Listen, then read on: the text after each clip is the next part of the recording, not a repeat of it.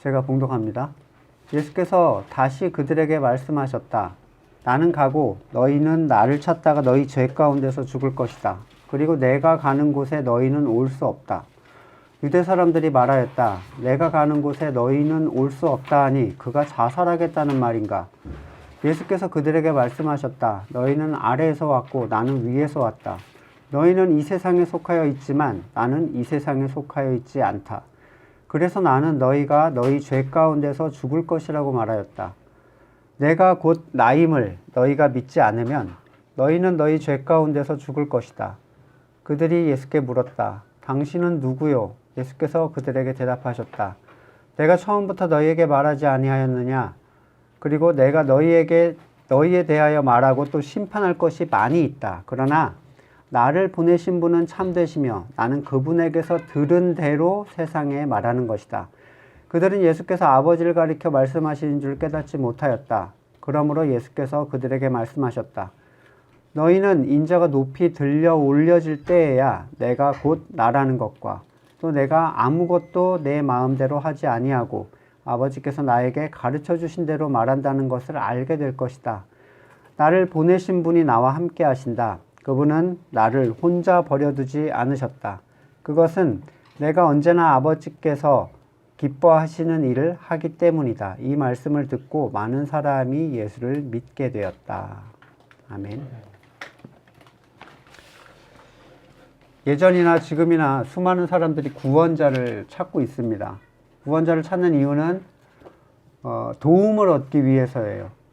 그 얻고자 하는 도움이 죄의 본질로부터의 탈출인지 아니면 사후의 천국을 위해서인지 또는 자기의 힘든 상황으로부터의 구원인지 다양한 종류의 도움을 요청하지만 어쨌든 지금 본문에서 예수님께서는 눈앞에 있는 이 사람들한테 너희가 메시아를 찾고는 있다라고 얘기를 하고 계시는 거예요. 그리고 그렇게 찾는 그들의 의도와 관계없이 그들이 너희의 죄 가운데서 그냥 죽게 될 것이다 라는 무시무시한 말씀을 하십니다. 마치 병든 사람이 의사를 눈앞에 두고 의사를 찾다가 죽게 될 거다 라는 얘기를 하는 거죠. 눈앞에 의사가 의사인지를 알아보지 못하면, 믿지 못하면 의사를 찾는 노력이라는 것은 아무 의미가 없습니다. 당장 눈앞에 있는 걸 믿지 못하면 의사의 근처에 있었다는 사실 또는 내가 의사를 찾는데 노력을 들였다는, 열정을 들였다는 사실은 아무것도 아닌 거죠. 결국 이 사람들이 주님 가시는 곳에 따라오지 못하는 이유에 대해서 예수님께서는 죄의 문제가 해결되지 않았기 때문이다 라고 얘기를 하시는 거예요. 해결되지 못한 자신의 죄로부터 벗어날 수가 없기 때문에 가는 곳이라면 당연히 하나님의 나라를 얘기하겠죠. 거기 가지 못하고 죄 가운데에서 그냥 그 자리에서 죽게 된다. 하나님의 나라는 죄가 없다고 하나님께 인정받은 사람만 갈 수 있는 곳인데 죄의 문제가 해결이 안 되는 거죠. 이 사람들은 자신들의 실제적인 문제인 죄는 인식을 못하고 문제가 해결된 자만이 얻을 수 있는 결과를 추구를 하고 있습니다. 하나님 앞에서 자기의 죄가 뭔지는 몰라요. 그런데 천국에는 가고 싶으니까 구세주를 찾긴 합니다. 하지만 문제를 문제로 인식하지 못하면 심지어는 구세주가 눈앞에 있다 해도 천국에는 갈 수가 없다는 거예요. 우리 중에서 육체로 그리스도를 보신 분은 안 계시죠? 육체로. 네, 가끔 마음속에 이런 생각이 들었었던 적이 있어요. 예수님이 정말 눈앞에 있었다면 얼마나 좋았을까 라는 생각. 그분의 가르침을 직접 듣고 그분의 기적, 행하시는 일들을 직접 보고 직접 그분과 눈을 맞추고 대화할 수 있었다면 얼마나 좋을까. 하지만 예수님은 이러한 무지한 생각에 굉장히 부정적인 평가를 하십니다. 요한복음 16장 5절 이하에 지금 내가 나를 보내신 이에게 가는데 너희 중에서 나더러 어디로 가는지 묻는 자가 없고 도리어 내가 이 말을 함으로 너희 마음에 근심이 가득하였도다. 그러나 내가 너희에게 실상을 말하노니 내가 떠나가는 것이 너희에게 유익이라. 내가 떠나가지 아니하면 보혜사가 너희에게 오지 아니할 것이요 가면 내가 그를 너희에게로 보내리니. 자신이 계속 땅에 계신 것보다 떠나는 게 훨씬 유익하다. 분명히 말씀하셨죠. 왜냐하면 떠나가시지 않으면 성령을 보내시지 못하는 거예요. 비록 눈앞에 예수님이 계시다 해도 본문의 사람들처럼 어떻죠? 예수님을 알아볼 수가 없는 겁니다. 성령도 계시고 당장 눈앞에도 계시면 좋겠다라는 생각은 그냥 혼자만의 착각이고, 예수님께서 가시지 않으면 성령은 오실 수가 없어요. 이것은 영적인 원리인데, 따라서 주님께서 육체로 계시지 않지만 영으로 함께 하시는 지금의 상태가 하나님의 백성에게는 가장 좋은 상태라는 것을 아셔야 됩니다. 본문의 사람들은 구세주를 찾고는 있었지만 그들의 눈앞에 예수님은 그들에게 구세주가 아니었습니다. 다른 말로는 그들은 스스로의 죄인됨을 인정하지 않았기에 예수님을 인정할 수가 없었습니다. 또 다른 말로는 그들은 자신들이 하는 모든 것이 죄임을 알지 못했기 때문에 스스로의 율법의 행위를 통해서 의를 추구했고, 그 결과로 사람이 채울 수 없는 하나님이 채우시는 의를 인정할 수가 없었어요. 다 같은 얘기를 한 겁니다. 누가복음 18장 26절에 듣는 자들이 이르되 그런즉 누가 구원을 얻을 수 있나이까?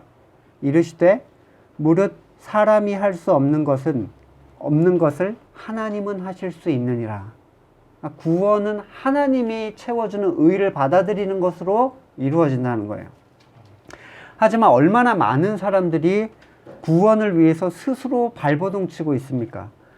자신의 행동으로 조금이라도 하나님을 만족시켜 보려고 하는 일들을 얼마나 많이 합니까? 그것은 그때나 지금이나 다를 바가 없습니다. 지금 이 사람들이 눈앞에 예수님을 두고도 왜 받아들이지 않았는가에 대해서 사람들은 너무 밋밋하게 생각을 하죠. 마치 나는 그 자리에 있었으면 예수님을 받아들였을 텐데, 이렇게 생각을 하는 겁니다. 지금 예수님이 눈앞에 나타나셔도 자기의 행위로 의를 채우는 사람들은 똑같은 반응을 보일 거예요. 지금 눈앞에 나타나셔도. 예수님은 눈으로 보고 감별해서 받아들일 수 있는 무슨 귀인 같은 그런 존재가 아닙니다. 누구도 자신의 행하는 모든 행위가 죄임을 인지하지 못하면, 받아들이지 못하면 구세주 되시는 그리스도를 받아들이지 않습니다. 그의 죄가 예수님을 막기 때문이에요. 율법적인 의를 추구한다는 게 무슨 뜻인가? 모세의 613가지를 막 추구하시는 분은 안 계시죠, 요즘에. 유대인이 아닌 이상 그렇게는 안 하실 거예요.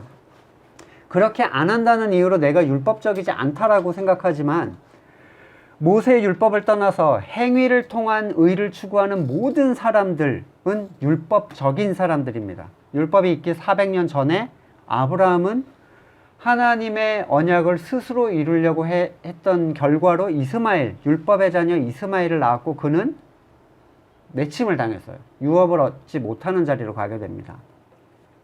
유대인들은 율법에 포함되지도 않은 사람의 계명을 율법의 10배가 넘게도 만들어냈습니다. 당시에만 해도 10배가 넘었으니까 지금은 어마어마하게 많은 거예요.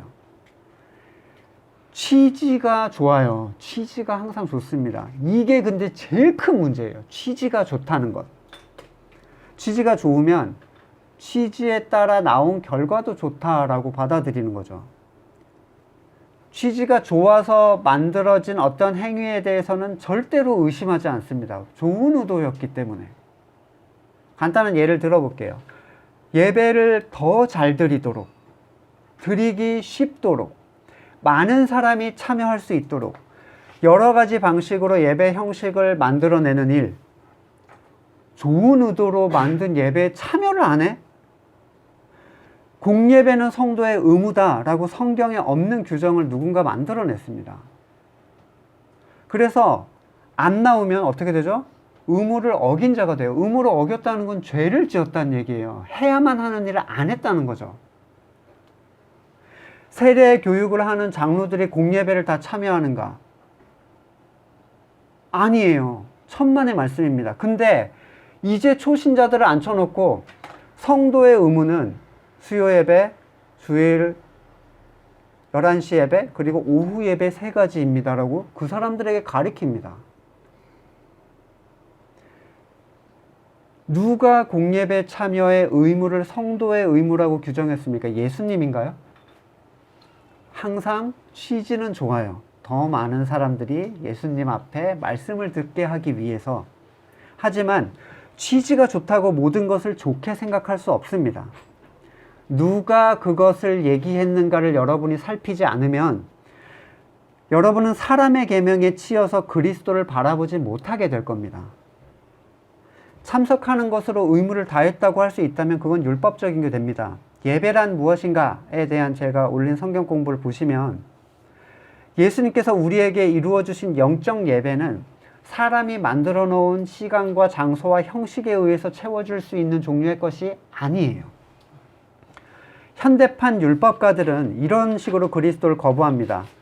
자신이 완전히 무능해 있다고 생각하는 사람들은 절대로 영적인 것에 대해서 아무거나 손대고 만들어서 지키라고 할 수가 없어요. 다만 그렇게 하는 이유는 뭐죠? 그 일이 자신들에게 만만해 보이는 거예요. 요즘에 그 체르노빌이라는 미드죠, 미드. 미국 드라마가 있는데 5부작으로 만든 미국 드라마가 있더라고요. 근데 거기에서 하는 사람들이 이 위험한 거를 얼마나 그 경쟁적이고 아주 독선적으로 행해다가 그게 터져버렸잖아요. 그리고 얼마나 그 지역이 초토화가 됐는지에 대한 어떤 그 내용들이 나오는데 누가 저보고 원자력 발전소의 안전 시스템을 만들려고 하면 저는 뭘 할 수 있을까요? 제가 할 수 있는 건 이거예요. 전선을 꽂은 다음에 자동 타이머를 꽂아놓고 그 시간이 되면 꺼지게 만드는 거. 그건 제가 유일하게 할 수 있는 거예요. 뭘 할 수 있습니까? 제가 원자력을 하나도 모르는데. 여러분, 원자력보다 영적인 세계는 쉬운가요? 네, 그렇게 쉽고 열정만 있으면 누구나 손대고 만들어내서 이렇게 하라고 할 수 있는 종류의 일이 영적인 세계입니까? 하나님께서 하시는 일에 자신의 손을 얹어서 자신의 가치를 극대화시키고 자기의 의를 쌓는 현대판 유대인들이 건물교회에 가득히 있습니다. 그들은 성경대로 외치는 소리에 대해서, 성경이 그렇게 얘기하지 않는다는 소리에 대해서 그 얘기가 부정적이다, 듣는 사람들에게 상처를 준다, 또는 기존에 해왔던 것들을 정죄한다는 이유로 오히려 역비난을 해요. 유대인들은 그러지 않았습니까? 심지어는 구세주인 예수님에게 면전에서 직접 그 얘기를 듣고도 결코 예수님의 말씀을 받아들이지 않았어요. 좋은 게 좋은 거라고, 사람들이 하고 있는 것을 잘한다고 하고 격려해주고 위로해주고 좋은 것만 얘기하라고 합니다. 지금 논란이 되고 있는 분당우리교회 동성애 어떤 설교에 관한 내용들이 있어요. 아시는 분들은 아시겠죠. 동성애가 포인트가 아니라 동성애를 대하는 어떤 모습에 대한 얘기를 했다고 이제 온 천지에서 물고 뜯고 전화를 하루 종일 전화가 온대요. 큰 교회니까 그런 이제 공격 지점이 생기는 거죠. 우리가 지금 열심히 하고 있는데 우리의 노력을 비난해? 이거예요. 이런 건 견딜 수 없는 겁니다. 예수님의 말씀에 대한 본문 속에 이 사람들의 생각이 참 재밌는데, 내가 가는 곳에 너희는 올지 못할 것이라니 그가 자결하려는가, 이렇게 얘기를 합니다. 이 말의 숨은 의미를 알지 못하면 어디 간다는데 우리가 못 온다는 거야, 이렇게 받아들일 수 있는데, 이 말의 원어적인 의미가 유대인들의 자신에 대한 상태에 대한 인식이 어떤지를 보여주고 있어요. 이 사용된 부정어, 아니다라는 부정어의 메티는 그 부정적인 대답을 요구할 때 사용되는 용어인데, 다시 말하면 이런 겁니다. 자살할 것도 아니면서 라는 얘기예요. 그러니까 약간 빈정거리는 거죠. 자살할 것도 아니면서 우리가 어디를 못 따라간다는 거야. 왜냐하면 유대에서 자살은요, 지옥을 의미해요. 살인한 자가 되는 겁니다. 생명을 죽인 자. 그러니까 자살은 지옥이야. 근데 지금 자기들이 못 따라갈 곳은 지옥이에요. 왜? 자기들은 의롭다라고 지금 생각하고 있거든요. 의로운 자들은 천국에 가. 우리는 천국에 가는데 우리가 못 갈 곳은 지옥밖에 없는데, 지옥에 갈 거면 당장 뭐 자살이라도 할 거야? 아니잖아. 이렇게 지금 아주 깐족깐족거리는 거예요. 지금 너무 사람의 말을 진지하게 받아들이지 않는 겁니다. 예수님께서는 개의치 않고 계속 하시는 말씀을 이어가세요. 예수님께서 말씀해 주시는 그들이 예수님께서 가시는 곳에 따라올 수 없는 이유, 출신 성분이 다르다는 겁니다. 그들은 땅에서 났고 땅에 속했어요. 그리고 예수님은 위에서 났고 세상에 속하지 않았습니다. 땅에 속한 존재는 하늘에 갈 수가 없어요. 여기는 하나님의 나라죠. 여기는 땅의 나라예요. 땅은 누구의 소유죠? 여기서 말하는 세상은 지금 사탄에게 넘어간 소유라고 얘기를 하잖아요. 그래서 땅에 속했다는 건 세상에 속했다는 거고 사탄의 소유물이 됐다는 건데, 생명의 근원 자체가 다르고 환경이 다르고 추구하는 게 다르고 자랑하는 바가 달라요. 출신에 따라서, 어디에서 태어났느냐에 따라서. 땅에서 태어난 존재가 가장 살기 좋은 것은 땅이에요. 그리고 가장 살기 좋은 방식도 땅에 속한 방식입니다. 하늘에 태어난 존재가 땅에 속하게 되면 어떻게 돼요? 죽게 돼요. 땅에 속한 존재가 하늘에 속하려면 죽어야 됩니다. 둘이 같이 갈 수 없어요, 절대로.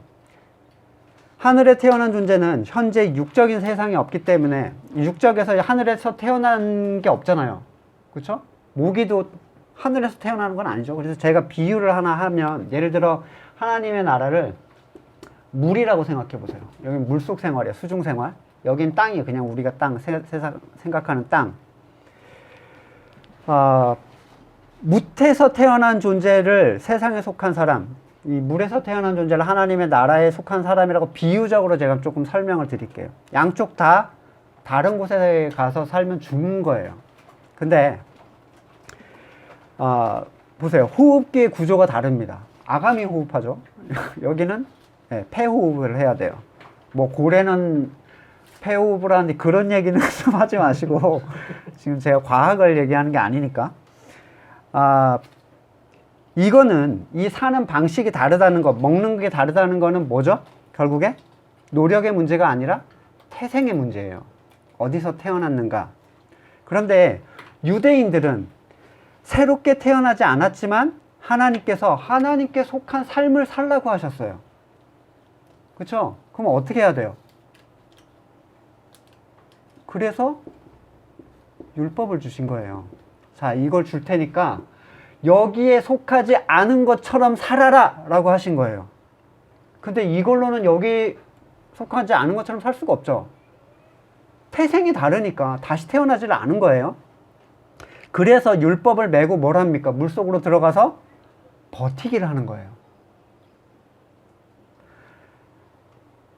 하늘에 속한 것 같은 삶을 흉내내기 시작합니다. 율법을 가지고. 때문에 태생이 아니기 때문에 버티기를 하고 있는 거죠. 흉내내는 것으로는 그 존재가 절대로 될 수 없습니다. 내가 아무리 잠수복을 입고 산소통을 메고 오리발을 끼고 들어간다 해도 물속에서 태어난 존재처럼 살 수는 없어요. 분명히 내 몸에 이상이 오기 시작할 겁니다. 우주에 나가서 있는 사람들 보면 몸에 이상이 생기니까 어거지로 그걸 막기 위해서 막 뭐를 써요. 수를 쓰는 거죠. 소화도 쉽게 되지 않고 호흡도 그렇고 먹는 것도 자연스럽지 않죠. 모든 게 긴장이고 잠깐 실수하면 훅 가는 거죠. 숨을 참는 거의 기록이 얼마인 줄 아세요? 사람이 숨을 참는 것에 대한 기록, 물속에서. 저는 1분 정도, 죽을 것 같이 참으면 1분 정도 할 수 있어요. 이 기록이 22분 30초나 참는 사람이 있대요. 여러분 22분 30초를 이 세상에서 살아가는데 힘드신가요? 우리 그러잖아요. 시간이 2주씩 지나가는 것 같아요. 근데 이 사람은요, 죽을 힘을 다해서 22분 30초, 이게 인간의 기록이에요. 물속에서 산다는 건 숨을 참는 걸 반복하는 게 아닙니다. 물속에서 숨을 쉬어야 물속에서 사는 거죠. 1분여 세숫대야에 머리를 하고 또는 수영장에서 이렇게 머리를 넣고 참는 그 시간 1분. 죽음의 시간이야. 빨리 나가고 싶어요. 이건 노력의 문제가 아니라는 겁니다. 태어난 그리스도인이 아닌 흉내내는 그리스도인이 그렇습니다. 그를 행하게 하는 생명력이 없는데 구원을 얻고는 싶어요. 자신의 모든 부분에서 죄, 내가 행하는 모든 것이 죄라는 인식이 없는 사람들은 나를 뭘 어떻게 해야 됩니까? 구원받을 자로 위장을 해야 됩니다.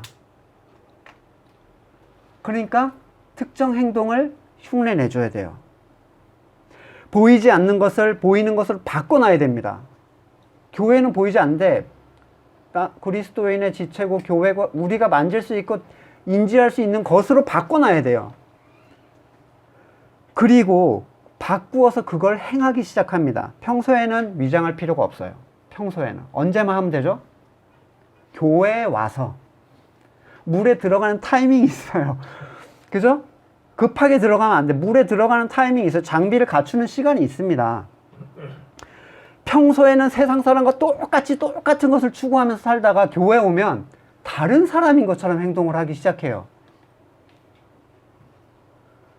오직 자신이 그리스도인임을 확인하고 싶을 때만, 여기에서 살 수 있는 존재인 걸 확인하고 싶을 때만 그 비슷한 걸 흉내내면 됩니다. 얼마 전에 성경 공부 17번을 올렸는데 종합이라고 해서 변형된 것들에 대한 종합으로 왜 이게 이렇게 나오는가에 대한 설명을 보시면 좀 더 자세히 이해하실 수 있을 거예요. 본질이 없는 흉내내기는 지속성이 없어요. 빨리 빠져나와야 돼요. 잠깐 치고 나와야 돼요.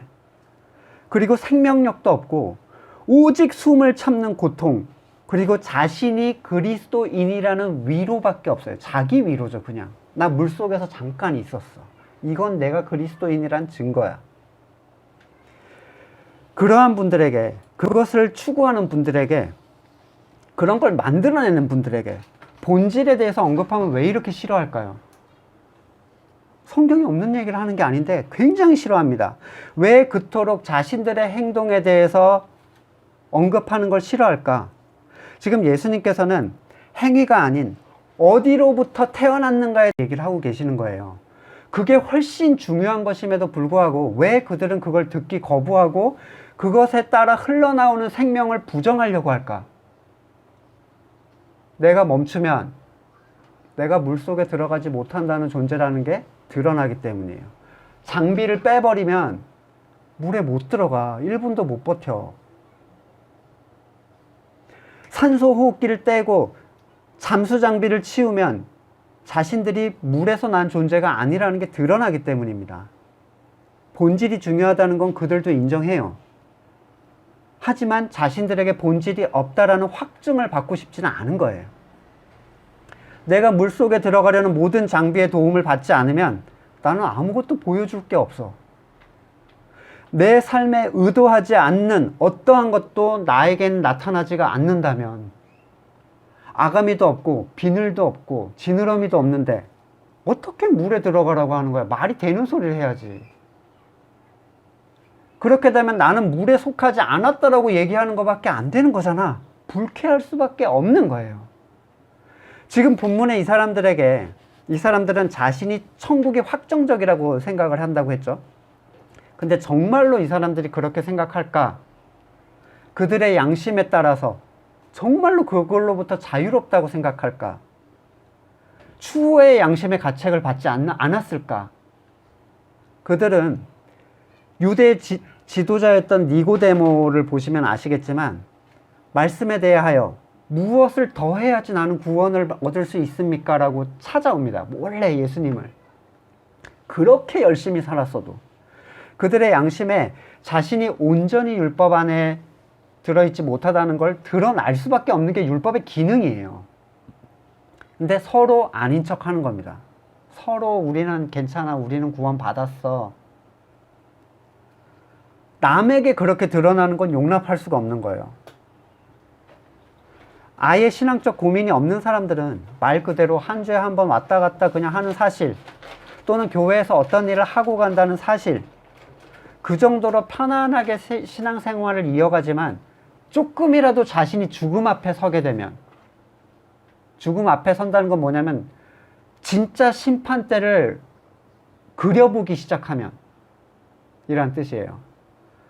공포감이 몰려옵니다. 왜냐하면 내 행위가 내가 봐도 부족하다는 걸 자기도 알아요. 저는 진지하게 신앙을 고민하는 사람 중에 정말 주일에 있는 교회를 열심히 하는데 진지하게 신앙생활을 고민하는 사람 중에 구원에 대해서 자기가 못 들어갈 거라는 고민을 하는 사람을 여러 명 봤어요. 자기가 부족해서. 정말 하나님은 심판대 앞에서 여러분이 새벽 6시에 나가서 주일 성가대 연습을 했는지, 여러분이 감사헌금을 몇 회 내고 주일에 몇 번 빠지고 11절 몇 번 뺐는지 그런 걸 물어보실 거라고 생각합니까? 이 피할 수 없는 두려움, 그들에게 있어서 이 두려움을 이기는 길은 그냥 나는 구원 받았다라고 자기를 세뇌시키는 것밖에는 방법이 없어요. 따라서 그들의 구원에 대한 확신은 성경 안으로부터 나온 어떤 결과가 아니에요. 단순히 예수님을 믿으니, 교회를 다니니 나는 천국 이라는 단순 논리고 그 다음에 신경을 끊어버립니다. 더 이상 거기에 대해서 고민하지 않으려고 해요. 이런 이유에서 성경을 구체적으로 들여다보고 그 믿음을 성경 안에서 확증하기를 되게 불편해하는 거죠. 저는 말씀에 의해서 여러분의 믿음을 확증하라는 얘기를 했다고 엄청나게 비난을 받았어요. 왜? 구원의 확신을 받은 사람들은 흔들었대요, 제가. 천국에 갈 수 있는 사람을 제가 마치 그 믿음을 흔들어 놓은 것처럼 얘기하는 거예요. 성경에 의해서 나타난 확증이냐?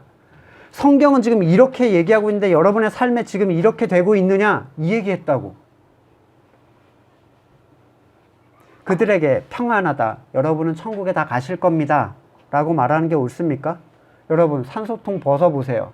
물안경 빼보세요. 보입니까? 이렇게 얘기하는 게 불편한 거예요. 왜 전단지 없으면 아무것도 얘기할 수가 없습니까? 왜 전도가 그런 것이라고 생각합니까? 왜 당신들의 기도 제목이 늘 세상에 속한 것만 얘기를 하고 있습니까? 왜 소원 성취만 얘기를 합니까? 그게 아니면 할 수 있는 게 없는데 자꾸 지적을 하니까 불편한 거예요. 그들이 하늘에서 나서 거듭난 생명을 가지고 그 생명력의 힘으로 살아갈 때는 제가 확증해주지 않아도 자신들이 말씀 안에서 스스로 다시 태어났음을 깨닫게 됩니다.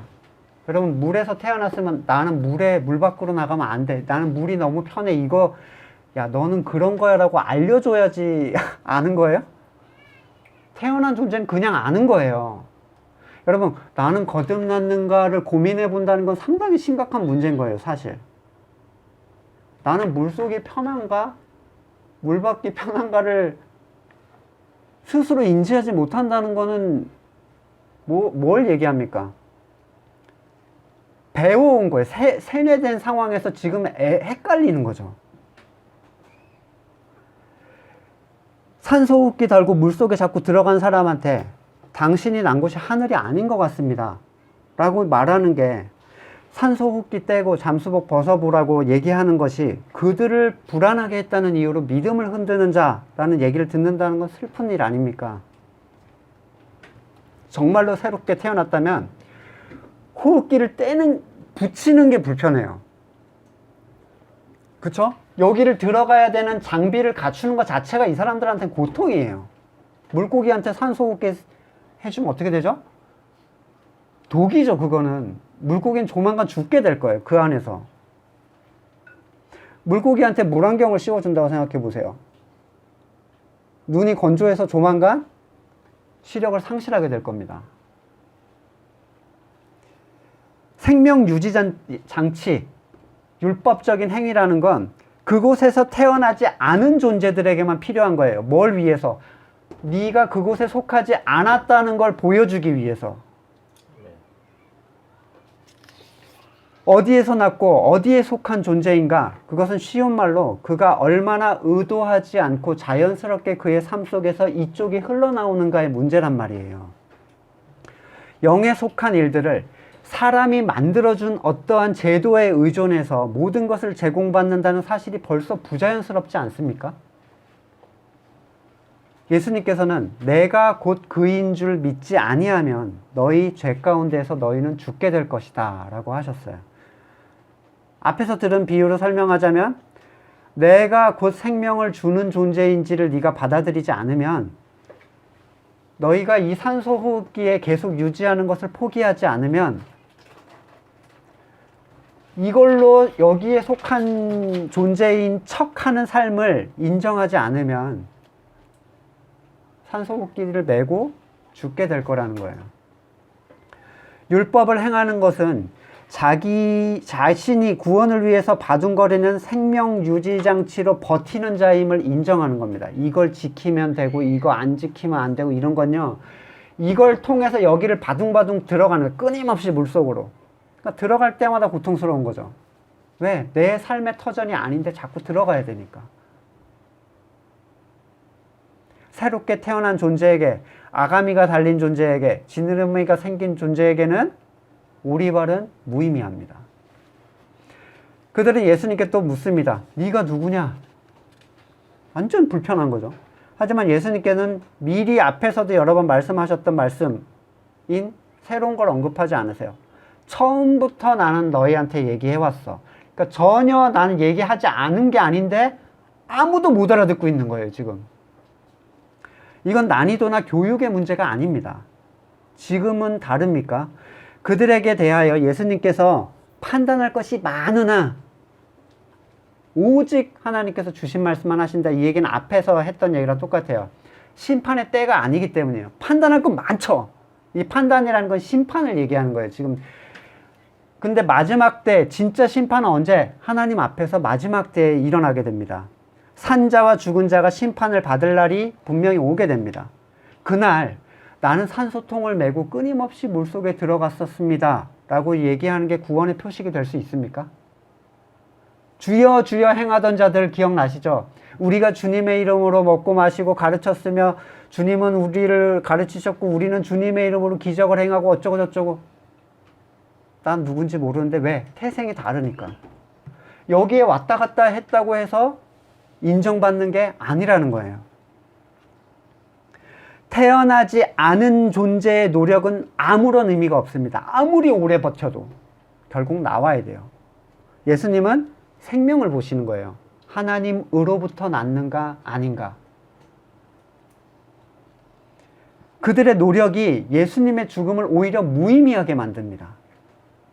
예수님 없어도 노력으로 계속 흉내낼 수 있어 라고 얘기하는 거죠. 자, 예수님을 복음 안에서 알지 못하는 사람은 어떤 것도 알아들을 수가 없어요.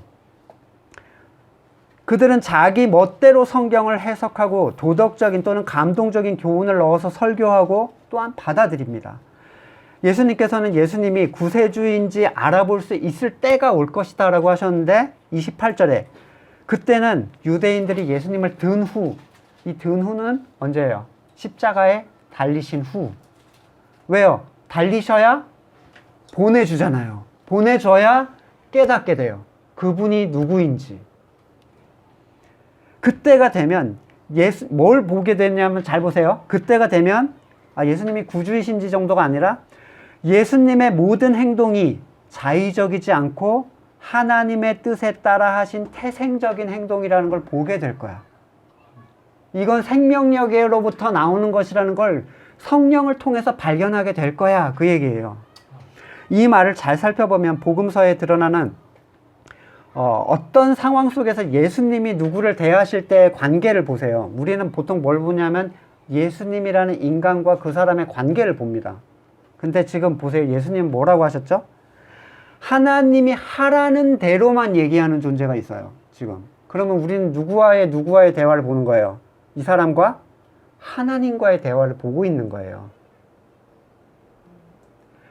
하나님이 그 안에서 얘기하는 하나님과의 대화를 본다고. 인간 예수가 아니라 하나님의 대리인, 완전한 하나님의 대리인을 그 안에서 보고 있는 거란 말이에요. 근데 지금 예수님이 이 사람들에 대한 태도가 어때요?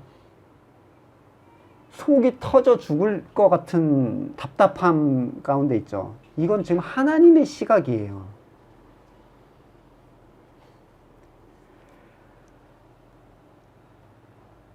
예수님은 왜 화가 났을까? 예수님은 왜 저때 저랬을까? 인간 예수로 보시면 안 된다는 거예요. 다시 말하자면 그 안에 충만하신 하나님의 신성과의 관계 속에서 이루어진 누구와의 대화예요. 우물가의 여인, 가늠한 여인. 이거 하나님과의 대화란 말이에요. 예수님께서 말씀하신 것이 토시 하나 빠짐없이 창조주 하나님께서 하신 말씀의 그대로의 대언이라는 사실을 여러분 알고 계십니까? 이건 정말 놀라운 일입니다. 예수님 속에서 말씀하시는 하나님을 본다는 사실. 예수님은 완전히 하나님의 대언자로서 받은 그대로만을 전하셨다는 사실. 나는 아무것도 스스로 말할 수 없노라. 이런 이유에서 스스로의 것에 대해 완전히 예수님이 침묵하셨다는 사실. 그분의 슬픔과 분노를 하나님의 것으로 우리가 받아들이지 않는다면 지금 유대인들이 하고 있는 이 호흡기를 달아놓은 신앙생활을 하나님이 어떻게 생각하시는지 이해할 수 없을 거예요. 많은 이들이 하나님께서 함께 해달라고 간구를 합니다. 뭐 그렇게 막 글을 올린 사람도 봤어요. 재판을 해야 되는데 재판 붙었어. 우리와 함께 해주시기를 뭐 이렇게 막 글을 막 해놨더라고. 이게 재판에 이기게 해달라 이거죠. 하지만 29절에서 하나님께서 누군가와 동행하시는 이유가 있습니다. 동행해달라고 해서 동행하는 게 아니죠. 항상 그가 기뻐하시는 일을 행함으로 혼자 둘 수가 없었어요. 이거 잘 이해하셔야 돼요. 혼자 둬서는 안 되는 존재가 된 거예요. 기뻐하는 존재이기 때문에. 이 이유는 뭐죠? 여러분, 애기 혼자 둡니까? 지 멋대로 하는 애들은 혼자 두죠. 다 나가서 놀다 들어오고 늦게 들어오잖아요, 여러분들. 근데 애기는 혼자 안 두죠? 왜요? 혼자 두면 안 된다라고 확실히 자기가 인정하는 존재야. 얘는 정말 큰일 나. 절대로 하나님이 혼자 안 둡니다, 그런 존재는. 율법에 속한 자들은 이 구절을 엉뚱하게 해석해요. 뭐라고 하냐면 신앙적 행위. 그것이 예배든 찬양이든 봉사든 봉헌이든 사람이 만들어 놓은 보호장비를 가지고 물속으로 들어가는 그 일을 하나님이 기뻐하시는 행위로 바꿔버려요. 이런 건 하나님이 좋아하시는 거야. 그러니까 이런 산소호흡기를 달고 물에 들어가는 일을 계속 반복하면 하나님이 너와 동행하실 거다. 열심히 물속 생활을 하기를 주장합니다. 이런 식으로. 더 많은 장비를 달고 더 자주, 더 오랫동안 물속에 있어라. 그러면 좋은 신앙인이라고 칭송해요. 천만의 말씀이에요. 지금 예수님께서 말씀하신 하나님께서 기뻐하시는 일이라는 게 예수님의 율법적인 행위였습니까? 오히려 그걸 깨는 일들을 하셨죠. 예수님의 행동 중에 하나님이 기뻐하셨다라고 묘사되는 것은 지금 예수님께서 행하신 어떤 일의 항목이 핵심이 아니에요. 스스로 아무것도 할 수 없다는 분명한 자각 속에서 주시는 그대로 아버지의 뜻을 받아들이고 흘러보내는 것. 그런 존재는 하나님이 가만히 놔두지 않죠. 왜? 나 아니면 안 되는데. 행위의 항목을 보는 사람들은 그 항목을 흉내냅니다. 이런 거예요. 또 다른 장비를 가지고 이번엔 뭘 흉내내요? 예수님을 흉내내기 시작해요. 예수님은 화를 내지 않으셨지. 예수님은 모두를 사랑하셨지. 하지만 그들은 어떻게 예수님께서 그렇게 하실 수 있었는가에 대한 생명의 근원 쪽은 바라보지 않습니다. 그냥 흉내내기로 돌아가는 거예요.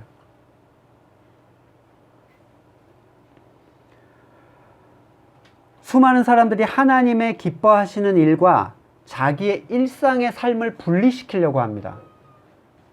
그래서 교회 일을 하나님의 일, 정해진 종교의 행위를 하나님의 기뻐하시는 일로 여겨요. 새벽 기도 빠지지 않고 나가거나 30년 교사 근속, 40년 성가대 근속, 남들이 싫어하는 일 내가 맡아서 하고 더 많은 예배 자리에 참석하고, 그런 것들을 하나님께서 기뻐하실 거라고 생각합니다. 그들의 가정에서의 대화, 직장에서의 태도, 이웃과 믿지 않는 사람들과의 대화에서의 하나님의 뜻은 분리돼 버려요. 당연히 그럴 수밖에 없죠.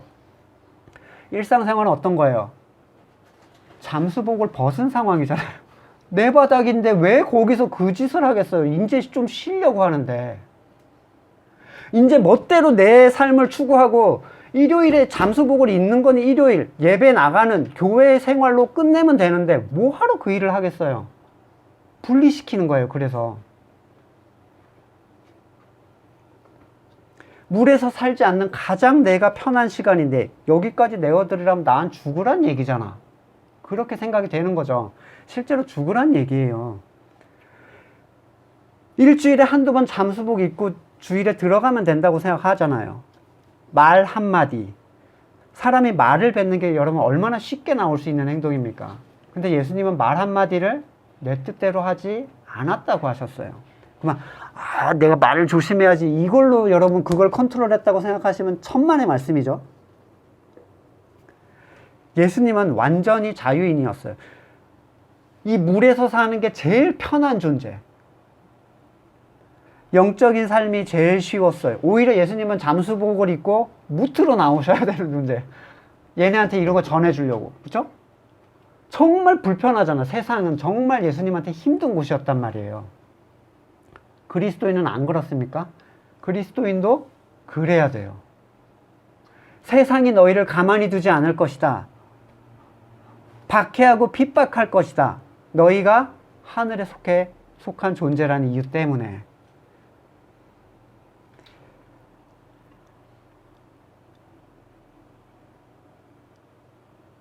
하나님은 예수님을 혼자 두지 않았죠. 거기에 속한 분이었기 때문에. 이건 산소 호흡기를 얼마나 오래 달고 물속 생활을 오래 하느냐에 달려있는 부분이 아니라, 세상에 대한 신앙적 노력에 관한 부분이 아니라, 얼마나 하나님의 뜻에 의하여 살아가느냐는 완전한 생명을 누리느냐의 문제였다는 것을 아셔야 됩니다. 누구도 사람의 몸을 입고는 완전히 자유로울 수 없어요. 하지만 장차 올 미래의 참된 소망, 온전히 하나님 안에 있게 될 것이다 라는 그 소망이 그를 행하게 합니다.